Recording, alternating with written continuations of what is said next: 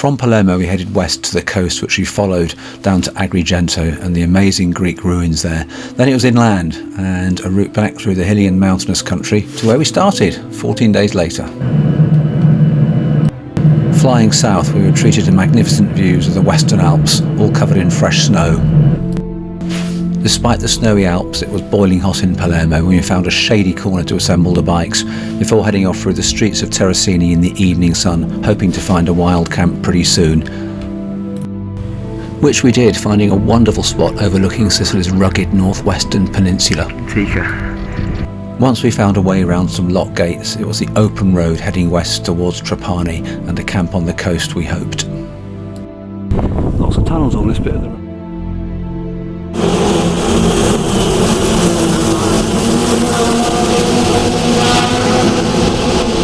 After a scary commotion of noise from overtaking motorbikes in the tunnels, it was wonderful to get back on the open road and find a lovely camp in an olive grove.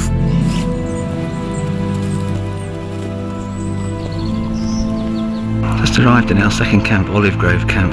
A wonderful spot. Just preparing supper at our camp at the end of day 2. Trish tucking into, was it beef bolognese, Trish?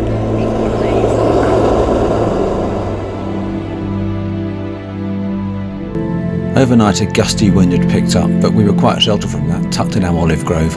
We were heading south, straight into it, down the west coast through Trapani, and here we found a strange bike route that just stopped, so we had to head north again to get back on the road, and another bike path, this time completely overgrown with all sorts of reeds and bamboos. It was a bit of a nightmare, lots of glass as well. Past lots of salt flats, which the town is famous, most of them disused now, and then actually we got on a good bike path, and that led us further south, still into the wind, eventually to our third wild camp, a lovely spot on the coast. We're going to try and follow the coast, but on this map it shows a road all the way along, but it might be a dirt track all the way to Mazzara, and then hopefully carry along the coast. But then we've got to come inland, so I'm not sure how far we'll get, somewhere around here. Now heading southeast, Trish did a fine job navigating us through a maze of narrow alleys and one-way streets in the town of Mazzara. Then it was a more open road as we wended our way along, enjoying the lovely warm sun, past a bizarre camp of migrants in Campobello. It was a bit squalid actually, and we were quite pleased to leave. Finally we got to slightly hillier country as we made our way along an abandoned railway line to our fourth camp on the coast.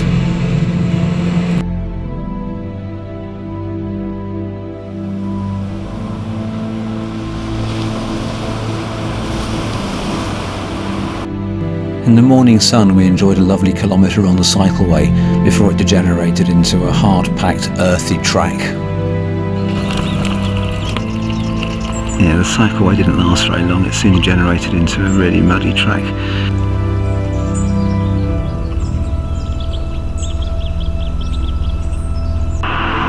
We freewheeled out of the hilltop town of Ribera, heading for the coast, where there was a possibility of a wild camp near the Greek ruins at Heraklia Minoa. First though, a stop to cool off in a fountain.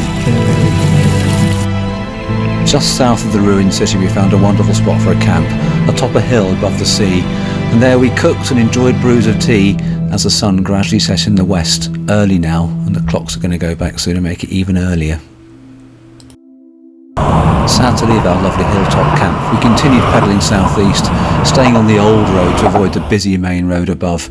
There were some lovely lanes, but the surface was pretty dire in places. This is so common. It's absolutely knackered concrete. Even on the bridge behind, it's all like that when you look closely. And you can see just here.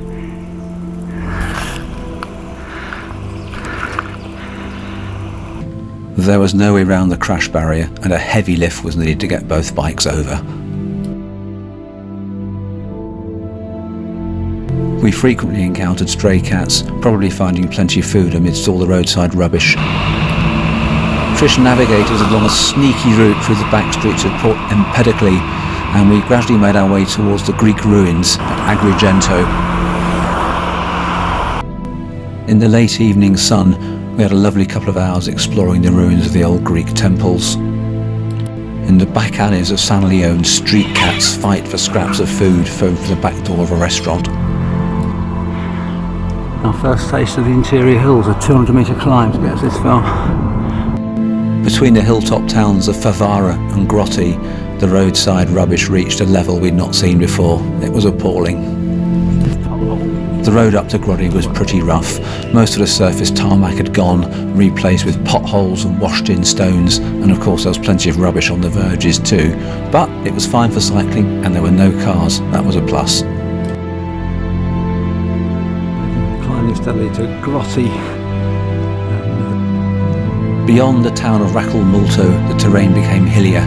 We had some lovely descents on some smooth tarmac, some sections in valley bottoms bound by freshly ploughed fields. As we headed north, the hills gradually became rocky and more mountainous in nature. You're going to go left? You sure it's not right then left?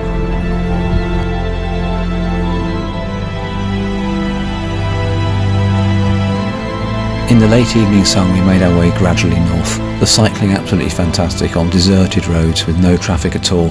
But it was getting late and we needed to find a stealth camp, and we really were getting anxious because there was just nowhere. Well, we're hoping to stealth camp there. We've left it a bit late to find somewhere, but we think there's a good spot right there. 5:16 and we've come up a big hill and it'll be darker now, so it turned out to be a good spot, our hastily found stealth camp. Very damp though, incredible dew last night, everything's sopping. Now heading northwest, we cycled in the lovely morning sun past the incredible castle at Musamelli and then through its back streets, which were a bit of a nightmare for navigation.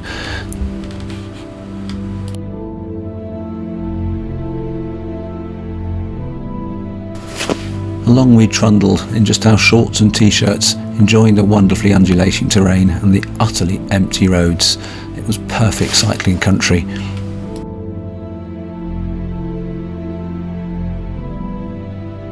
A lot of the road signs are like this out here. Very rusty, looks like they haven't been replaced in years, and so many have bullet holes in them.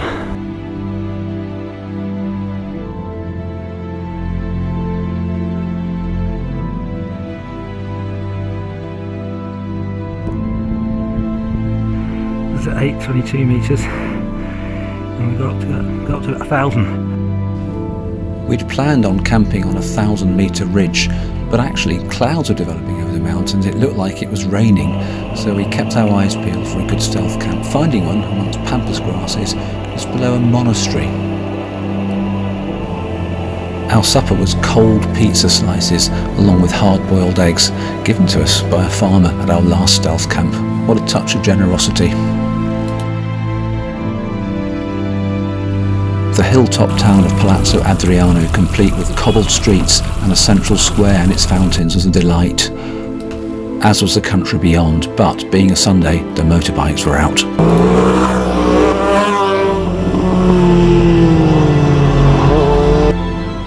Just beyond Contessa we nosed into an olive grove, finding a fantastic spot for a wild camp, down at the far end on some washed-in sand that was level and firm. This is Two Phones Trish, sorting our Airbnb accommodation for tomorrow night, where we're hoping to meet Hugh and Pauline. Pasta with a ragu sauce from a tin made a filling, if somewhat stodgy, supper. Today's hilly miles led us gradually northwest towards the strange town of Poggio Reale. First though, some mud veneered roads to negotiate. So many roads all over the island have had this earth washed on. I mean, there's miles and miles of it. This is approaching the old ghost town, ruined in an earthquake back in the 60s. There's something disconcerting but strangely appealing about an abandoned settlement, and I was keen to get in there and see what was inside the old buildings, even though I knew it would be a pretty sad experience. Prior to the events of January 68, it had clearly been a handsome town, and I felt for the people who'd been moved to the new town at the foot of the hill, a horrible concrete monstrosity. This is a damaged road, whether it's an earthquake or landslide's difficult to say, but the whole lot's slipping away and it's technically closed, but we're giving it a go, hoping the road definitely got worse. How was that, Trish? Scary. We made good time through to Cala Tafima Segesta, lured on by the thought of a comfortable night in a bed and seeing our friends Hugh and Pauline who'd booked us an Airbnb. Just so you know. Oh, no, okay, I'll go like this then. Trying. Having negotiated the ludicrously steep streets in town, slippery cobbles, most of them, we made our way to the nearby Greek ruins and spent a wonderful few hours exploring them. I had a bit of a catastrophe, losing my phone for several hours, but luckily finding it exactly where I'd left it.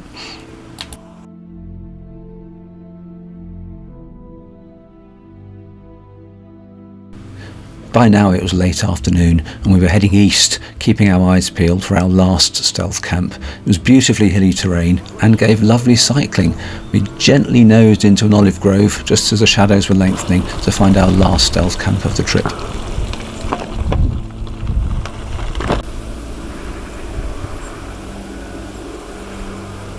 That evening we were gently lulled to sleep by the swooshing blades of the wind turbines above camp. This is heading back towards the airport and our apartment where our holdall with our bike bags is stashed, we hope.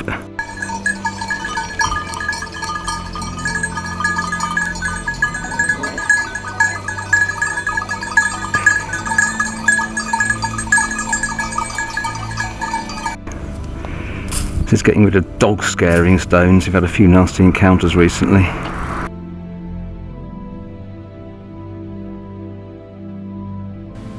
We spent an age negotiating the one-way system in Partinico, a local man even offering us directions. It was that bad. Leaving town, we cycled on some lovely country lanes, but their verges were just covered in rubbish. It was nice to arrive in Terracini and eat out, a lovely sunset simmering away in the northwest. This is leaving Villa Enza. Well, Chris tried to. Her gear stopped working yesterday in the last 300 metres of the route, would you believe? But that's where we stayed, and we're now heading for the airport to unpack. Yeah, last couple of miles into the airport, my outer cable for the front derailleur has snapped. It's clearly been going for a long while, but it's usually hidden behind the bar bag, which bizarrely, yesterday, in the last 300 metres before arriving back, Trish's rear derailleur cable broke in the same way, in the same place. There's the inner, just in there, but clearly with that it wouldn't work because the cable was not moving enough. What a fantastic trip. Perfect weather and wonderful terrain for cycling. Just a shame about all the rubbish.